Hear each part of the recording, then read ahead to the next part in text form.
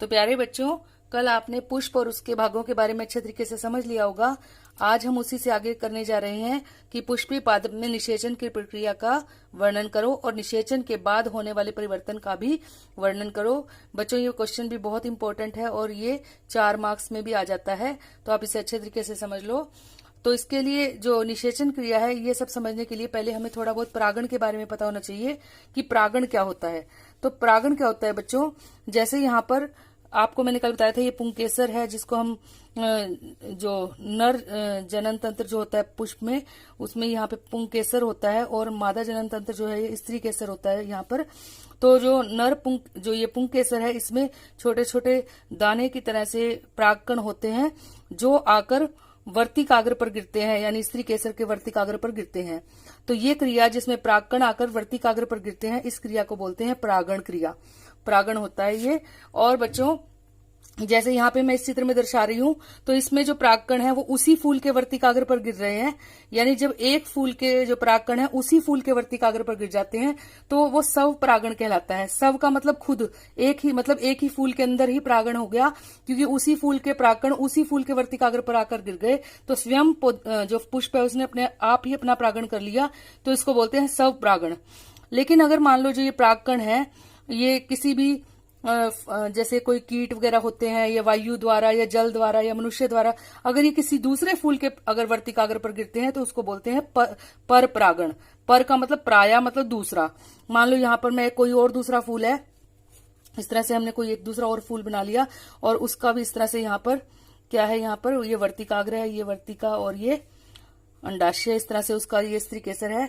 तो अगर मान लो यहाँ से परागकण आते हैं और इसके वर्तिकाग्र पर गिरते हैं, तो यहाँ पे क्या हुआ कि फूल दूसरा था, तो एक फूल के परागकण दूसरे फूल के वर्तिकाग्र पर गिर रहे हैं, तो इसको बोलेंगे पर परागण। तो इस तरह से 2 तरह से होता है, एक होता है स्वपरागण और एक होता है पर परागण। तो ये मैंने प्रश्न भी लिखा है, आप यहाँ से इसको नोट भी कर सकते हो कि परागण किसे कहते हैं और यह कितने प्रकार का होता है। तो पराग कणों का किसी फूल के वर्तिकाग्र पर गिरना परागण कहलाता है। यह 2 प्रकार का होता है, मैंने जैसे बताया, एक तो स्व और एक पर परागण। स्व का मतलब खुद फूल के अंदर ही, और पर का मतलब दूसरे फूल के साथ। तो जब फूल के परागकण उसी फूल के वर्तिकाग्र पर गिरते हैं तो उसको बोलते हैं स्व परागण, जैसे सरसों और टमाटर में ऐसा होता है।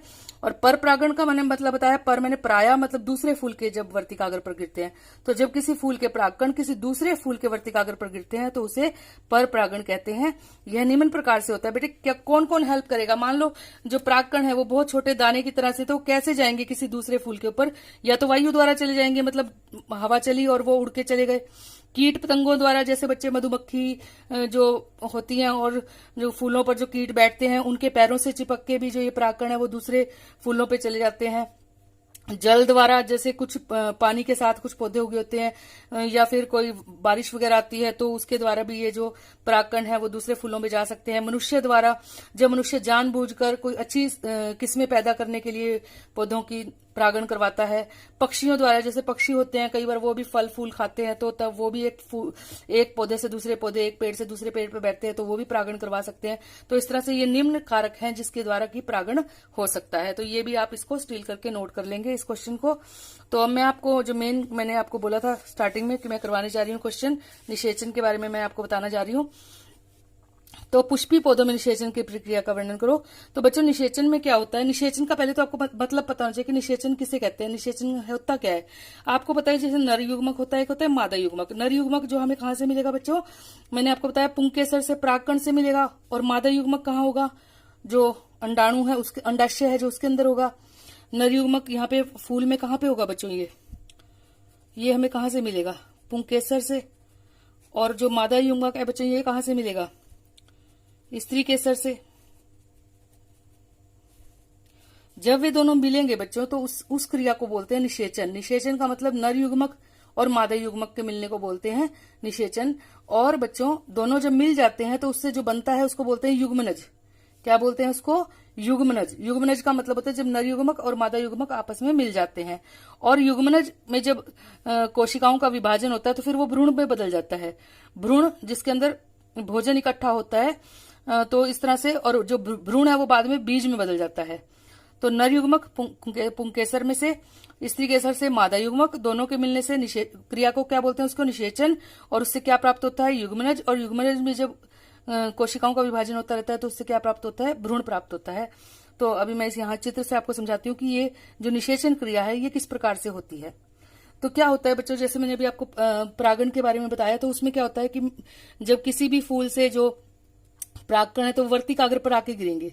तो मान लो यहाँ से एक फूल है और फूल के जो परागकण है वो आके इस वर्तिकाग्र पर बैठ गए। तो यहाँ पे जो ये जब ये परागकण, मान लो ये परागकण है इस तरह से, और ये यहाँ पे आएगा तो ये यहाँ पे क्या होगा बच्चों, तो ये यहाँ पर आकर अंकुरित हो जाएगा। जैसे बीज अंकुरित होते हैं ना, इस तरह से यहाँ पे परागकण अंकुरित हो जाएगा एक यहाँ से, और एक ये नली सी बना लेगा अपने अंदर से। क्या बना लेगा बच्चों, एक नली, जैसे पाइप होती है ना, इस तरह से एक इसके अंदर से बना लेगा जो वर्तिका में से होके गुजरेगी। आपको पता है ये जो स्त्री केसर की जो ये पतली सी लाइन है, जो ये पाइप है, इसको हम कहते हैं, क्या बोलते हैं, इसको वर्तिका बोलते हैं। मैंने आपको कल भी बताया था। तो ये वर्तिका के अंदर से एक पतली सी पाइप बना लेगा जिसको बोलते हैं पराग नली। क्या बोलते हैं बच्चों इस पाइप को, पराग नली। तो यहां से हम यहाँ पे लिख लेते हैं कि ये क्या बना लेगा, पराग नली बना लेगा। तो इस तरह से इसने पराग नली बना ली, और ये पराग नली यहां से होती हुई किस में जाएगी, बीजांड में। आपको पता है जो ये मटकी नुमा आकार है, मैंने कल बताया था स्त्री केसर का, इसको तो अंडाशय बोलते हैं, और इसके अंदर जो ये गोलाकार आकृति है इसको बोलते हैं बीजांड। तो ये बीजांड के अंदर एक अपना रास्ता बना लेगा जो पराग नली है। अब क्या होता है बच्चों, जो परागकण थे जब वो इस पराग नली में से गुजरते हैं तो यहीं पे उनका जो है विभाजन हो जाता है, और विभाजन होके वो दो उसमें टूट जाते हैं, नर युग्मक में टूट जाते हैं। कितने युग्मक में टूटते हैं, 2 नर युग्मक। तो मैं एक नर युग्मक यहीं पे बना रही हूं। इस तरह से आपने एक गोली सी बनानी है छोटी सी, और ये क्या बना है मैंने आपको बताया, नर युग्मक। तो हम लिख देते हैं इस नाली के अंदर, जो पराग नली है उसके अंदर क्या है, नर युग्मक। तो इसके अंदर नर युग्मक है। तो 2 नर युग्मक बनते हैं। तो यहाँ पे एक तो नर युग्मक है और एक नर युग्मक आगे जाता है, वो इस परागनली से होते हुए बीजांड में चला जाता है, और बीजांड में जाने के बाद वो नर युग्मक अंड कोशिका से मिलता है। अंड कोशिका जो बीजांड के अंदर कोशिका होती है, अंड कोशिका, ये यहाँ पे क्या है बच्चों, अंड कोशिका। अंड कोशिका के साथ मिलता है, और जब दोनों मिलते हैं तो उस क्रिया को क्या बोलते हैं बेटे, निषेचन बोलते हैं। मैंने पहले ही बता दिया निषेचन क्या होता है। अंड कोशिका के साथ जब ये जो नर युग्मक मिलेगा तो इस क्रिया को बोलेंगे निषेचन। तो इस तरह से जब अंड कोशिका और नर युग्मक मिलते हैं तो उससे युग्मनज बन जाता है। क्या बन जाता है बच्चों, युग्मनज बन जाता है। और ये जो युग्मनज है, जब इसमें कोशिका विभाजन होता है, क्या होता है बच्चों, इसमें मैं लिख देती हूँ यहाँ पे, कोशिका विभाजन। तो जब इसमें कोशिका विभाजन होगा तो जो ये युग्मनज है ये किस में बदल जाएगा, भ्रूण में बदल जाएगा। तो इस तरह से बच्चों एक के बारे में तो मैंने बता दिया कि एक नर युग्मक जो है वो तो यहाँ पर जो निषेचन करने के बाद और भ्रूण बना रहा है।